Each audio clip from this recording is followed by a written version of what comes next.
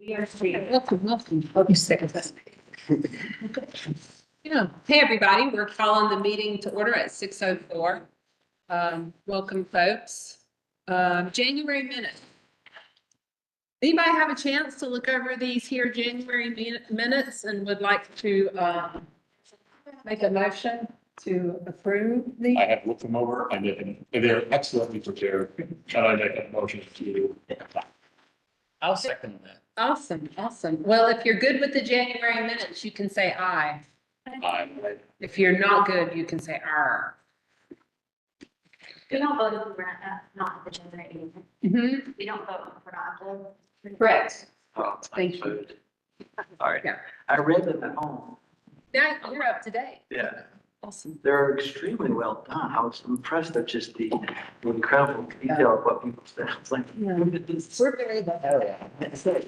Oh, I'm waiting forever. Add that to your resume. Maybe not forever. New member call. It looks like we're going to be open to filling two vacancies. It says, open until Sunday, February the 23rd. So that means that folks are able to apply to, join the team with us.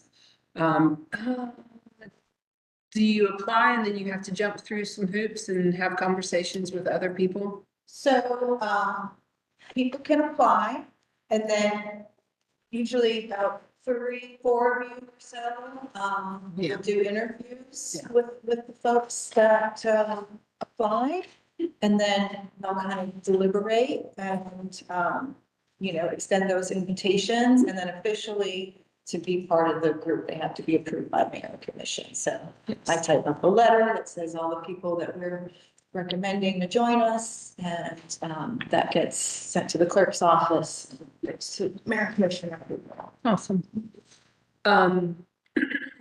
So we have two vacancies to fill.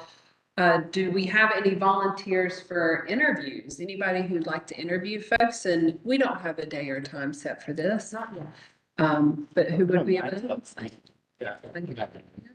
We've got quite a few folks. Okay, if you want to go ahead and schedule a day to do interviews, let's see, we usually do those virtually, it makes it a little bit easier on everybody. Because the interviews aren't public meetings. So we're able to do those virtually.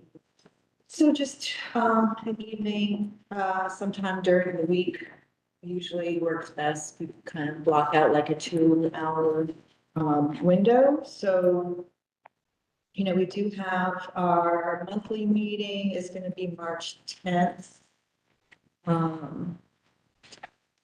But if we wanted to do that, maybe sometime that week or earlier in the week. As long as it's not Thursday, Okay. that's the choice. Oh, you're right. Good Of March the 6th, catch. March 13th. 13th. Well, we have quite a few things coming up. Would it be best practice to go ahead and interview those folks before our March 10th meeting? That way we could. Officially, we only have one member cycling off on two. So he is officially a member still until March. So I guess as long as they're able to join our April meeting would be Yeah. folks. So anytime during March, I think would be Okay. fine. I may not be a part of this interview process, which I'll talk about what days and times work for you. I don't have my calendar with me. I can't commit to anything. Okay, how about this? Who are more volunteers that wanted to? So we have Matt, Jessica. Is that Francis, Martin? Yeah. Okay, was that our four? Yep. All right, sounds good. I'll email y'all and I'll give y'all some options. There. Great, thanks. All right, got that out of the way. Staff report. Projects. Thank you. So I have a lot of updates to do. So first of all, does everybody get our newsletter? Yeah, what is with those? Okay, because we're not getting those. First of all, I want to introduce Caitlin down at the end. Caitlin is joining us. She is part of Lead Athens. And I usually do a presentation for Lead Athens every year. We just kind of talk about public art and the public art process and how folks can get involved. And Caitlin wasn't able to make that session. So this is kind of her makeup session for Lead Athens. So she's joining us and observing the meeting. Yes, not a punishment, not a punishment. So, and Caitlin, you work for the ACLU of Georgia? Yes, I'm a voting rights lawyer. Great. Nice. Thank you for your service. Thank Thank you. Back to all of you. Yes, yes. Well, now that you've heard about our member call, if you like what you see here at this meeting, there are a couple of vacancies and you can apply to be a member. Understood. If you're interested, yes. So, yeah, of course, please share that call with anyone you think might be interested. So updates, Georgia Railroad Lantern, the sculpture by Jim Benedict and Lily Ronan, was installed on the Firefly Trail at the Old Winterville Road trailhead. So that is right by the racetrack gas station that's on Lexington. So there's that road that kind of goes sort of diagonal there, Old Winterville Road. So the trailhead that's right there, you'll be able to see that's where the sculpture is. So next time you're riding or walking down the Firefly Trail over in that area, be sure to check that out. There's another sculpture that will be going in to the Firefly Trail later this year. So we're gonna do a ribbon cutting when both of those are finished, because they're kind of part of the same funding project. It's kind of the phase, it was phase 2 of the Firefly Trail, so.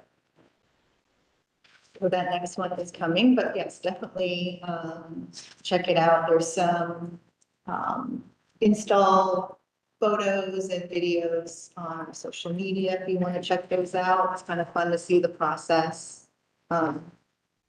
So a blossoming ode to Georgia's musical history. Some of y'all might have seen Jessica's amazing article on the flagpole with the beautiful cover. That was so exciting. Always love to see our public art on the flagpole. And I think last time we met, Stephen Teller, our artist, was just wrapping up on that.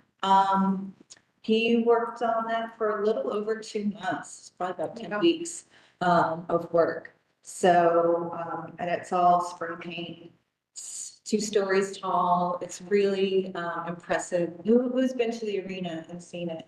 Yeah? Yes. Great. I love that. I love that. If you haven't seen it, please go see it.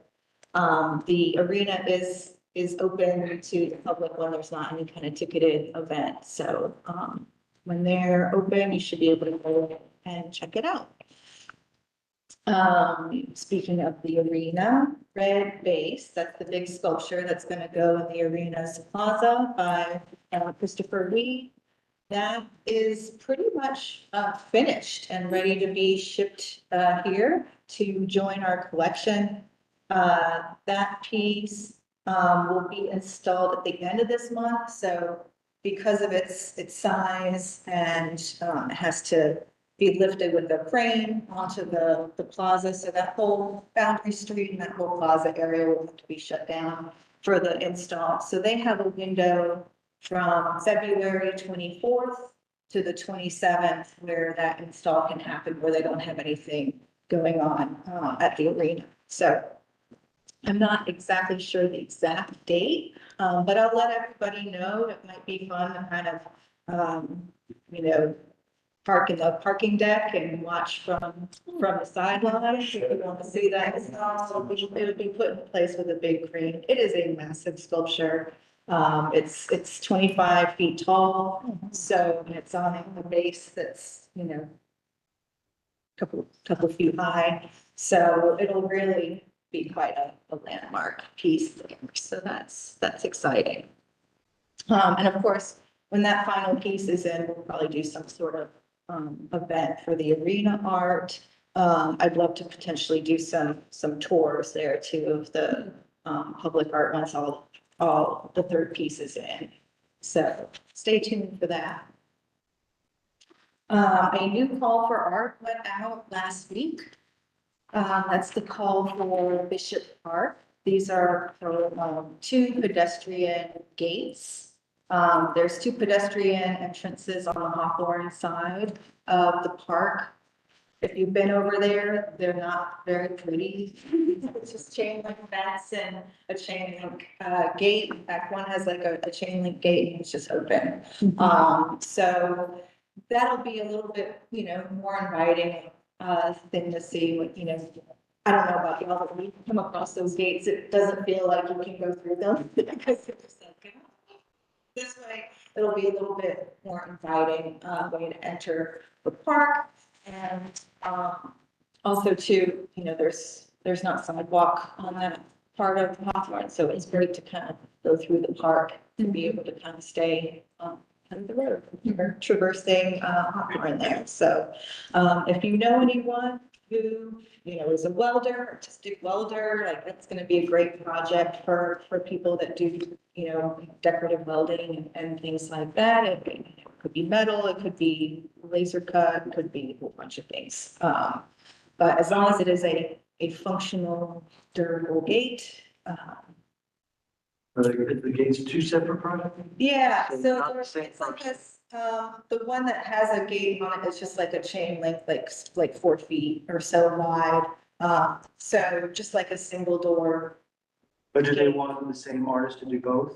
The same artist to do both, they don't have to be matching, they could be, coordinating in some way, like 2 halves of a whole kind of thing. But yes, it'd be one artist for both gates, yes, and that's $45,000 budget. And that call is open until, March 14th. And then shortly after, I'll be scheduling a selection panel. So some of you volunteered to, be on the selection panel for Linentown. But this is another opportunity too. If you can't make the Linentown one, you still want to participate in the selection.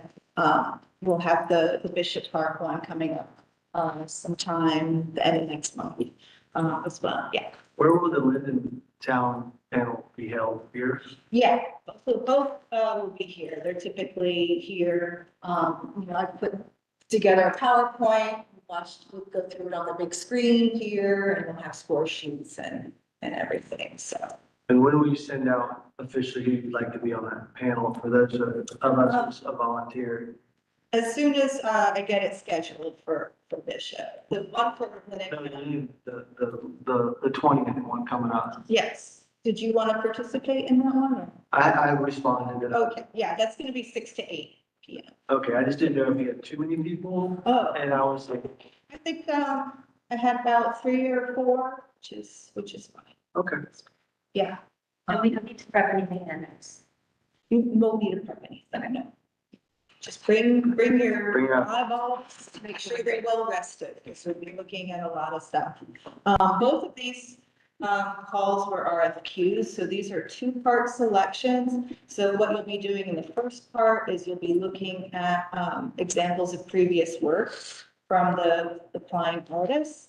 And then the second part will be after you select the top 3 or so folks from the first round, they'll have about a month to create an original proposal. Then we'll look at those proposals in the next round. So the second meeting is usually a much shorter meeting, because you're only looking at, 3, maybe 4 finalists, proposals. But they tend to be more detailed proposals when, they're being compensated for those, so. Do you have a ballpark of how many you got this for this project? For which? For the Linden? Linentown? Yeah. About 40. Wow, okay. And some of those, weren't eligible because they were, submitting 2D examples. And this is a 3D project, so, if you only have mural examples and you haven't done any sculpture, this is probably not a good place to start. Yeah. We definitely want to see that you've made, sculpture before. But other than that, there was really only a couple of people. So the majority of them you'll see their previous work. it's a wide variety of stuff. So, but you'll have a score sheet and I'll kind of explain the criteria for things. I was just curious if it was 8 or 100, Oh. you know, like where it fell into that. When our program first, More than yeah. I thought, for sure. When our program first started, we'd be lucky if we got a dozen people, but now, I mean, 40, I think is actually not that many. The arena, we got over 100 for each site. So we get a lot of applicants for our projects. Yes. 2 questions. One is just a follow-up to that point. It'd be interesting if in our next conversations about the master plan, we could kind of talk about those changes in terms of how many people are applying, seeing that change from, like you said, when we first started to now. 'Cause I didn't know that. That's pretty great. Yes. Interesting. And then the other thing I was wondering is that timeline of the 2-part, how long after the original request for proposals, like for the February? Month. About a month, 5 weeks. Yeah. Cool. Yeah, that's kind of, we try to give the finalists about a month to put together. And that's all in the original call. So when they apply, they know that if they're selected, they'll have a month to, and so, they know that if they can operate within that timeframe, that they're eligible and they should go for it. Snooze, lose. And we do pay the finalists for those proposals. So for Linden Town, it's a $75,000 budget. So the artist fee or proposal fee is $750. With Bishop Park, it'll be $450. It's like 1% of the total budget. But that doesn't come out of the artist, the final budget. Just FYI, we use different funds for that. So yes, Bishop Park will be another one of those 2-part selections. I have not scheduled that selection yet, so stay tuned. About Linden Town. Oh, so Fight of the Fireflies, last month we talked a little bit about the call. We had a call for temporary light sculptures. We got 4 proposals. I think we were gonna fund up to like 8 if we got, a lot of good ones. But we got 4, they're all solid, so we're just accepting all 4. So we're not doing a selection for those, we're just extending it to all of our applicants. And so you'll see those at the Lantern Parade. We're gonna set those up kind of earlier in the day, so if you come earlier in the evening, the Lantern Parade starts at 7, so we'll get to the park a little early, maybe around 6 o'clock, walk around, see some of the light art, but you'll be able to see them on the parade ground as well. So all 4 of them. They're not gonna be, they're gonna be set up in different spots. Okay, so they don't go with the parade? No. Okay, I was just curious if somebody's gonna do a mobile one where they're walking like, They, some people sure. do that last year. We definitely have people that have, dressed up and worn things Yeah, on I their. was there last year. Yeah, I mean, I so, was, I think I Over just, time, I think we will get to that. I think, this is only the 3rd year yeah. that we've had it. So I think, the lighted sculptures really helped activate it's a huge park and they go Yeah. through the woods. So it kind of helps activate the space and we sort of come across some beautiful glowing object in the forest, It's really we really transformed the park that night. And the next day you come in broad daylight and you wouldn't even be able to tell there was anything Yeah. that had happened the night before. So that's part of the magic of it. So I think hopefully, maybe 10 years from now, people will be a totally different way we do the call. People will be building all year long and planning what they're gonna do, and we'll have these opportunities. But this is a way to sort of incentivize people and sort of invite them into making the parade really reflective of the creative community and all. It was fun. I like, Yeah, we're really excited. And it's very close now, so it's part of my everyday to do this. oh, yes. Next question about the different sculptures. Would it be possible for them to temporarily be on display beyond the actual event day? We don't have a space, especially with the jury show up here. We don't really have the space to do it. But that could be something we plan for in the future. Also, you know, we told the artists that they need to last a couple hours, Right. so. It's a small budget. you know. Yeah, it's not a very big budget, and, you know, we want to encourage people to use like recycled materials and whatever, so yeah. But maybe in future calls, we might say, you know, make it a little sturdier, display them a little bit. Yeah, I was thinking it could be a cool thing to sit and happen upon and learn about the fire, like the lantern bird that way. Sure. Seeing it, Yeah. not just there. Yeah. Great idea.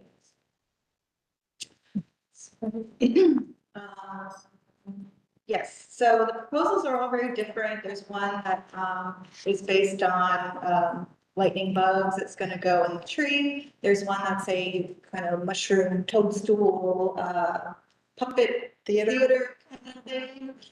There's one that's a big light up owl with its wings extended, and then one is like a big light tunnel that you can stand in and kind of acts like a little photo booth kind of thing. So they're all very different. They're going to be a lot of fun. So, and so yes, the lantern parade. Anything else you'd like to add about the lantern parade? Stephanie, when we're talking about lantern parade? We're starting it a little earlier this year, so we're gathering the park around 6, so the parade can step off around 7. Our poet laureate will also join us again this year to read a poem, which is, you know, really beautiful way to sort of start the parade. It was really terrific. That was, last year was the first year that we had the year before we had the poet laureate's words on a like rolling screen, and that was almost like its own sort of art element of the night, because our actual poet laureate was out of town, he couldn't come. But last year, Michaela made it and read a beautiful poem before we stepped off, and this year she's gonna do that again, so so yeah, like just tell your friends and bring your friends in a lantern and join us, like yeah, we're still working out. So, you know, we've got pretty much everything together, just a few little pieces that we're still putting into place, but pray for good weather. Yeah. Too windy, yeah.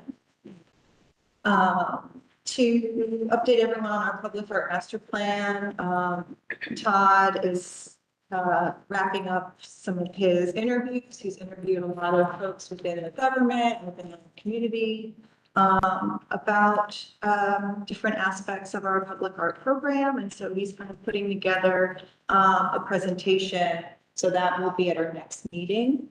We'll do a little bit more in-depth update. He might be here in person for that, because I know Todd was wanting to come to the lantern parade. We've really been selling him on it. So. Get your friends. So that'll be coming up, some upcoming, Sorry, but are you moving on to the next point? yeah. About Todd's presentation? Yes. He's just gonna do a presentation, I'm assuming, without any corresponding material, but is there a moment in which we'll receive any materials that we're able to review in advance of meeting with him, so that we're able to get digested? Yeah, it'll either be prior to the next meeting, if he has that ready, or it might be a follow-up. Okay.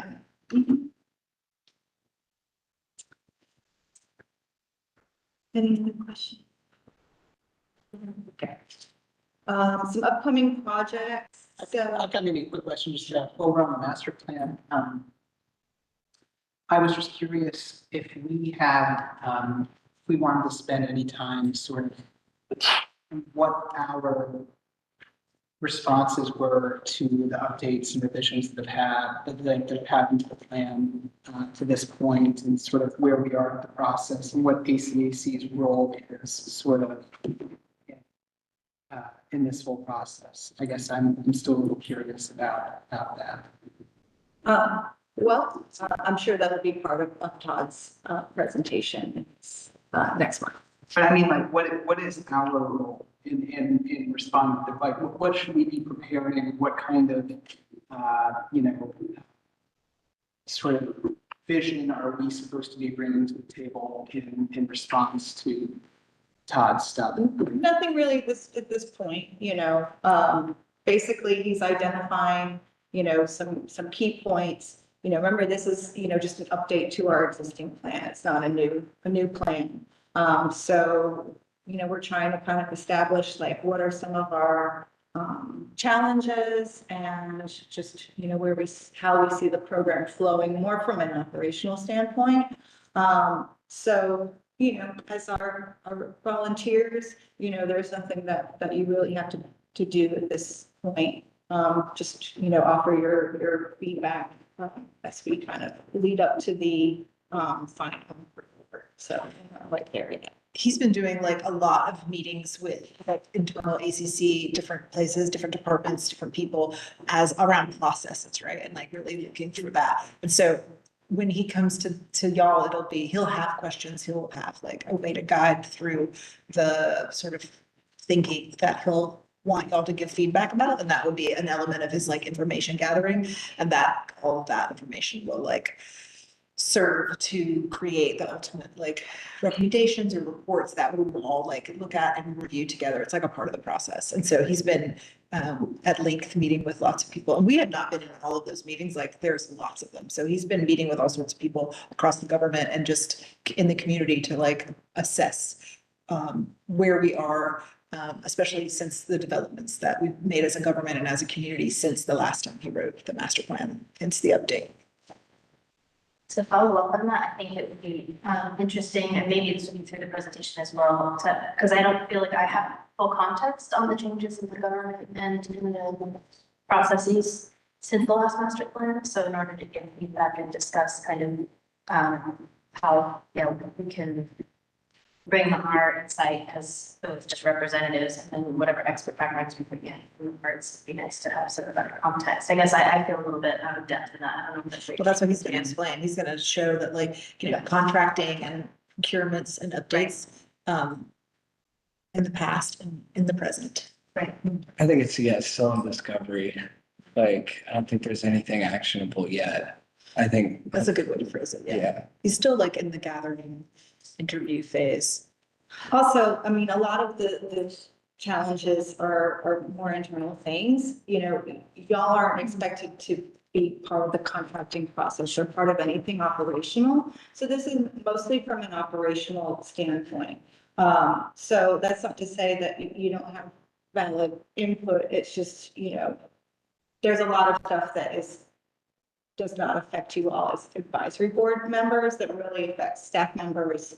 You're the ones tasked with facilitating all of these things. And sometimes we might have things like, oh, it would be great if we did this or we did this, but there might be some like foundational reason we have to do it the way that we do it. So a lot of it is just kind of taking those challenges and those processes and just kind of making them make sense in the greater context. Insights from people closest to the work. I mean, it's, yeah, I mean, it's. It's gonna be perspective. Yeah.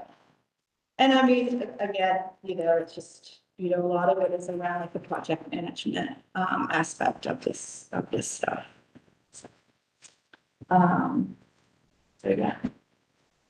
Any other questions about master plan?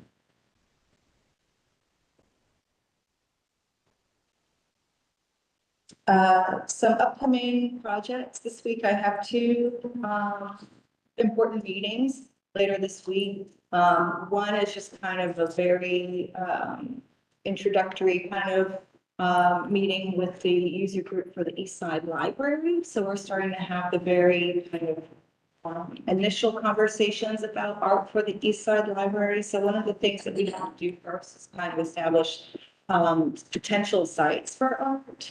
And, talk about like types of art that can go there. So one of the things I'll do is kind of discuss some of those options with the design team and the user group, and then take some of those options to you all, perhaps at our next meeting or the one after, depending on how things go, and present some of those options to you to get y'all's recommendation on that. So that'll be coming up. That's a really exciting project about Young I Love Libraries. And it's a really exciting facility because it's, the East Side obviously needs a library, and it's a great location on Barnett Shoals. It's going to be close to the new Greenway section over there. So I think it's really well situated. Bike to the library and Right. A Where dream, is it? a dream. It's like, you go to the section of the Greenway is at Forest Creek. Over there, it's gonna be With those new apartments, those. over in kind of back in that section here. It's So a really really, between like the movie theater and the Publix, like that stretch. Yes. And have you seen the proposed like architectural facade of the library? It's so cool. Yeah. I met with the architects last week, or one of the architects. Are they renovating a building or is it free? No, it's a brand new building, brand new facility. Yes. We get a brand Brand new library And a bike, being on the bike path, I think is really exciting because like you'll be able to bike Yes. to it as a a destination. dream. Mhm. Yeah. And it's like all glass, like through sides. So the like offices and stuff will be in the back. So I think it's just a really beautiful looking building. It's gonna be very nice. So yeah, so that's a project coming up that we'll be talking about in the next few months, I'm sure. Another project we talked about a little bit, initially getting y'all's recommendation to kind of move forward with it is the painted benches, the covered benches that we talked about a few months. So I have a meeting this Friday with several of the SPLOST project managers. These are the project managers that are working on some of those T-SPLOST projects, those smaller projects that we talked about, maybe utilizing this art type for some of those smaller projects. So I'm going to be meeting with those project managers to kind of get a better sense of what it's really going to cost to put these benches in, because we're not just talking about the cost of the benches itself and the art, but also if we have to put in concrete pads or add an additional bump out or something off of the sidewalk, getting a better sense of what that's going to cost. And there might be certain sites where we don't need to do that. We can build onto the, we can install it on the existing infrastructure, but maybe not. So basically, this is going to help me get a better sense of what it's going to cost to do this as a program. And then if we need to, if I need y'all to make a recommendation to add money to this project from other sources from, remember I talked about the different public art funds of money. So we have the individual project budgets with the 1%, but we also have capital funding and we have SPLOST 2011 funding left as well that we can use to add to these budgets if we need to supplement to make it happen. So basically, once I get a good idea of what it's going to cost, I will come back to you all and say, we need to add X amount of dollars to this to be able to do this as a program, or be able to do this first batch of benches. And y'all can either make that recommendation or not. So we'll see what that's going to look like. I really don't know. So hopefully we'll be able to get some good data, and then we'll be able to move forward. Because once I have y'all's recommendation and the funding, I'll take that to our SPLOST Citizen Oversight Committee. That's who we need approval from when we're utilizing money from the SPLOST 2011 budget. I know this is very convoluted. So that's just another part of the process. When we use those SPLOST dollars, we go to that Citizen Oversight Committee. Once we get their approval and know everything, then we can, I can write an agenda item that gets approved by Mayor and Commission. So that'll be, there's a few steps in the process. So that would be steps for that. Yes. Does Citizen Oversight Committee work like a BAC? Yes, Okay. they do. But I think they have different terms. They're connected to those SPLOST projects like over a long period of time. Okay. Because those funds, sometimes those projects take a long time, so they don't meet as often, but they meet like sometimes. Thinking user groups. Oh, The SPLOST Citizen Oversight Committee actually meets once a month. Okay. Sorry. And they basically discuss all kinds of things. A lot of it is like funding. So let's say there's a project that's an existing SPOS project, but they have to do a change order. And pull funds out of somewhere else. They might go back, get a recommendation from those folks. So they do, meet monthly. I don't meet with them regularly unless I have something to take to them. So, Were these benches the recycled wind turbine blades? yes, yes. That's the so cool. They're really cool. I'm excited about that concept because, like I said, there's a lot of smaller budget projects. And I think this would be a great way to do a larger call for a lot of those small projects, and it's very accessible. Yeah. Exactly. It's maybe. There's some things we still need to figure out with, how they're gonna be painted, where they're gonna be painted, and some of those things.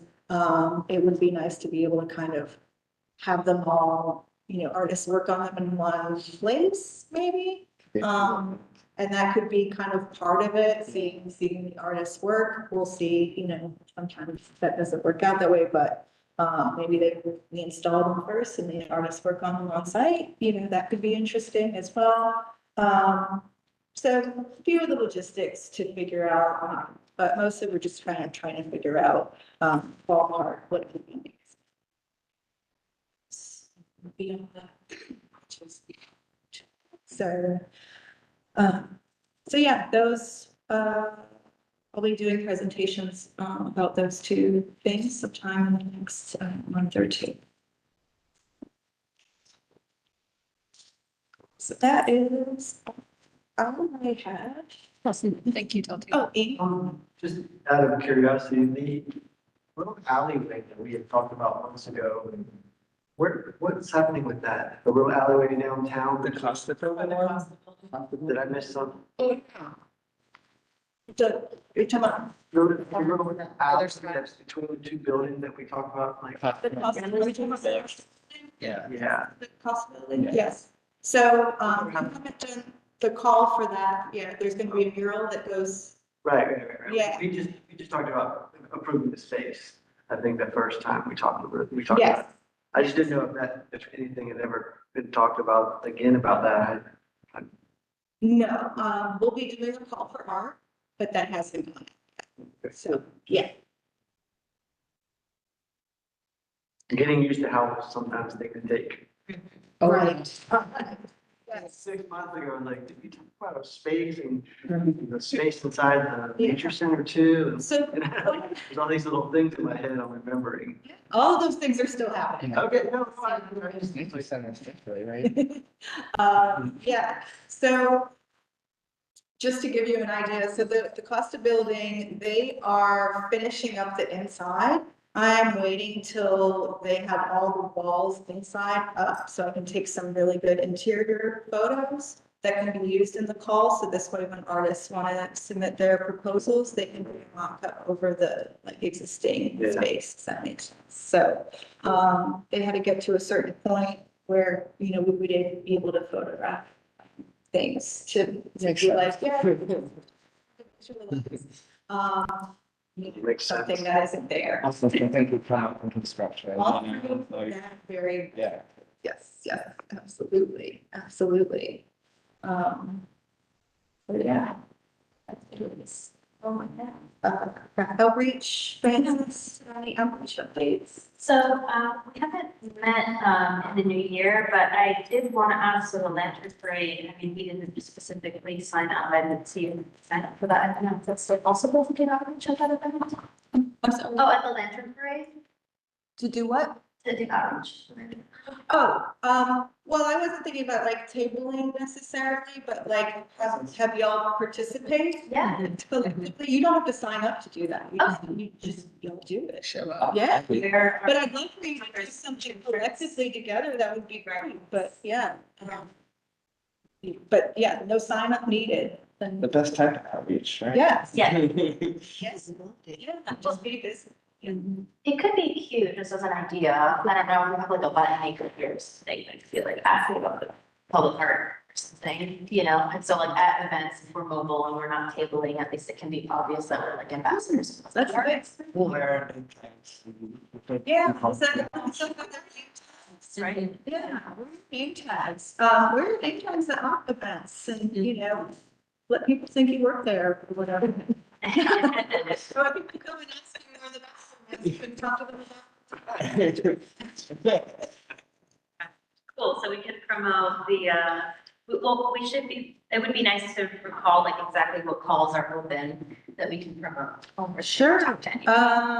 Bishop Park will still be open, for a few days. So, there's that. Maybe, I can make some QR, I'll send you a QR code and if you wanna, tape it to yourself. Okay, great. So in terms of summer festival, what I have is Pride, which last year was June 1st. I don't know, Larissa, do you know the date this year? June 7th. June 7th. It will be a little bit of a different setup. Okay. It will still be Gen 10. Okay. Time is not confirmed yet, but we are considering a night time. Is that the different setup you're talking about? Yeah, and I think the Resource Festival may be a little different just because we've already kind of outgrown the space and quite crowded the last few years. So I'll have more details as we figure that out, but June 7th, probably evening. Okay. I love that because it's so hot. Yeah, that was the thought. Yeah, and glow in the dark rainbows sounds fun. But yeah, let us know and then we can sign up. Athens will be June 20th through 22nd. I don't know if we're doing the first night for the musical thing. Are we doing an announcement? We haven't scheduled it yet, but that's typically when we do it. Yeah, it just kind of depends on what works best for the, stage schedule with them. So, don't go ahead. Walk in. Yeah, I haven't scheduled that meeting yet Okay. for this year. Don't worry, you haven't missed anything. Yeah. There's a lot of things that need to happen in this room. So this room is like the hot spot. So it's been tricky to schedule all the meetings I need to in this space, but that will be coming. So I just wanted to anticipate. We're just talking about June, like just ahead of time, because I know we always kind of scramble when we get to June, because it's Pride and Athens and Juneteenth and Hot Corner Festival all the same month. Yep. So This year, the Star Spangled Classic Yeah. fireworks will also be that last Friday and 28th. Because the 4th of July is on Fridays. Not to. There's something every Saturday in June that is a large scale public event. Okay, Just get ready for June. stamina, yes. Vacation after January. But because, In June. Yeah, I mean, she's getting married on the 20th, so. Yeah. because there is so much going on in June. Yes. Like, personally at the art school, we have an event, I think it's Saturday, so I'm just trying to be mindful, like, ideally we can table all of us, but if there's, you know, the Friday announcement, then at least we can get the staffing for that one day, so we'll figure out what the alignment is. But what I can do is I can send out a spreadsheet, with just these events in advance, we don't necessarily have some time before we can register, but just start to pick up, get a sense of people's schedules and see what we can put on our plates, because I'm sure we all have different things going on and maybe travel. Hot Corner Festival is June 14th, and then you just said Classic City Fireworks, that's June 28th. And is there something for Juneteenth that we can, or no, you're just saying that's at Fest that we can? Are we doing Juneteenth on Juneteenth? Juneteenth. I don't know what the Juneteenth event is. It's not produced by Leisure Services, so I can't speak to that. Who's producing it. And again, I'm just getting y'all to think about these things. It's it's still 5 months away, so don't feel like you have to figure it all out now, but just, you know, in preparation.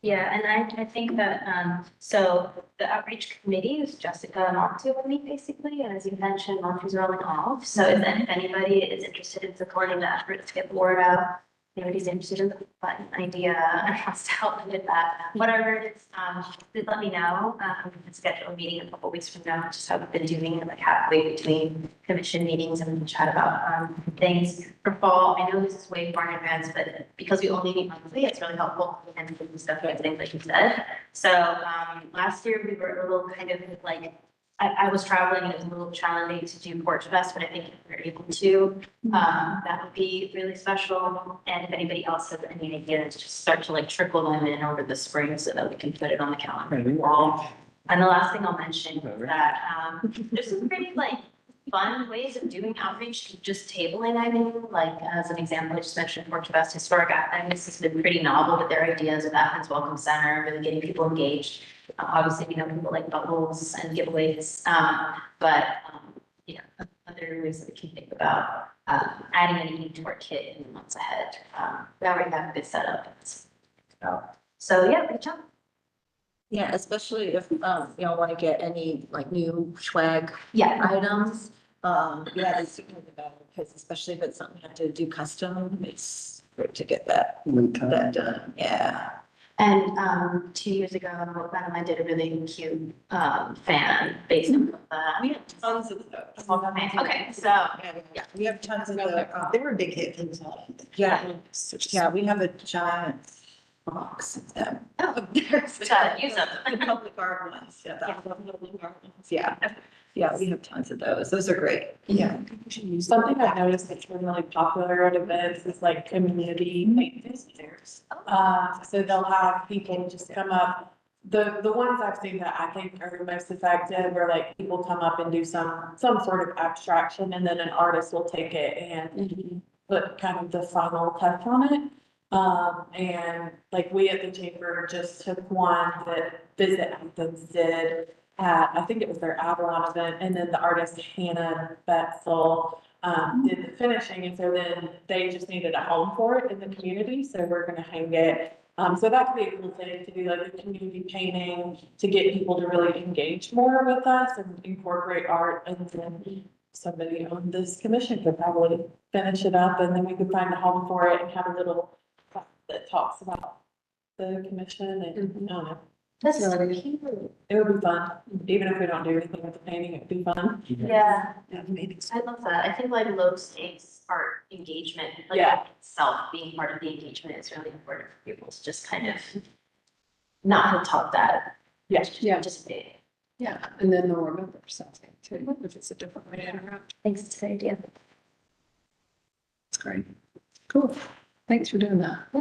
Pull it together. Seem like, we're moving to the part of the agenda where we just kind of talk about all the things that are going on in the community and things like that. So get ready for that. I have some things to.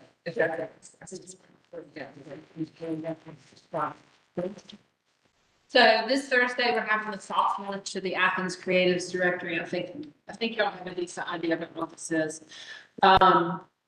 It's going to be here in this space. It's going to be from 6 to 7:30, really informal. Stephanie's going to be speaking for a little bit. I'm just going to say hey to folks. We'll have just some light snacks, but the majority of it will be networking, but also Captivate, who has updated the website, is going to go step by step on how a creative would upload their stuff onto the Athens Creative Directory. So this is specifically for those who identify themselves as creatives. Once we do that Thursday night, this website should be ready to go for folks to scan this QR code, and that would take them to the place where they can upload their stuff on there. I've seen it. What it looks like is when you look at the website looks great, but there's a part that says join us, and that means to join the directory as a creative. And then you answer a few questions. The questions that are super important are you 18 or older? You have to be an adult to put your stuff on here. And then where do you live? Do you live in Clarke County or one of the 5 surrounding counties? So we're not limiting it just to